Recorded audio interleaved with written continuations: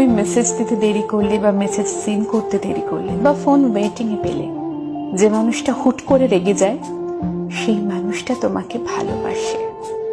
যে মানুষটা সারাক্ষণ তোমার সাথে কথা বলার জন্য ছটফট করতে থাকে, রাত জেগে থাকে, তোমাকে নিয়ে ভাবতে থাকে, স্বপ্ন দেখে, একটু আড়াল হলেই ফোন করে কিংবা অস্থির হয়ে যায়, সেই মানুষটাকে যদি ভুল ভাবো তাহলে তুমি তার যোগ্য হতে পারোনি। যে যাকে যখন চায়, যে মুহূর্তে চায়, যে সময়ে চায়, ঠিক সেই সময় মানুষটাকে না পেলে রাগ হয়, অভিমান হয়। আর তখন তুমি যদি তার অভিমান কিংবা রাগটাকে গ্রহণ করতে না পারো, উল্টে তার সাথে রাগারাগি করো, তাহলে তুমি তাকে ভালোবাসতে পারোনি।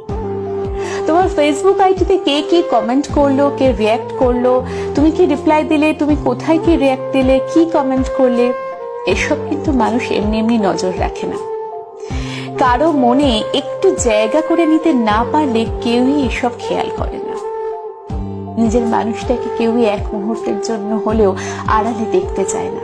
সবসময় চায় প্রতিটা মুহূর্ত এই মানুষটা একান্ত নিজের হয়ে থাকুক, তার জন্য অপেক্ষা করুক, তাকে নিয়ে একটু ভাবুক। মানুষটা যেন একান্ত নিজের হয়, যার সাথে থাকবে না অন্য কারোর যোগাযোগ।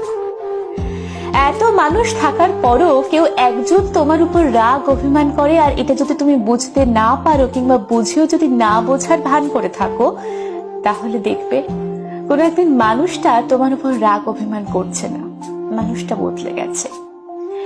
মানুষ তখনই বদলে যায় যখন সে তার রাগ অভিমানের মূল্য পায় না। প্রতিবার নিজেই নিজের রাগ অভিমান ভাঙাতে হয়, তখন সে ধীরে ধীরে রাগ অভিমান করা ভুলে যায়।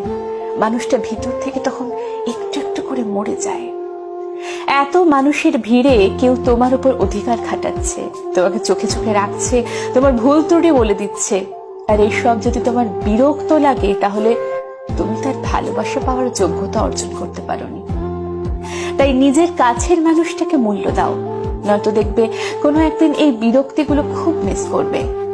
যখন কেউ রাগ অভিমান করবে না কিংবা অধিকার দেখাবে না, সেদিন বুঝবে তুমি কি পেয়ে কি হারালে। সেদিন সব ঠিক থাকবে, শুধু সেই মানুষটা তোমার থাকবে।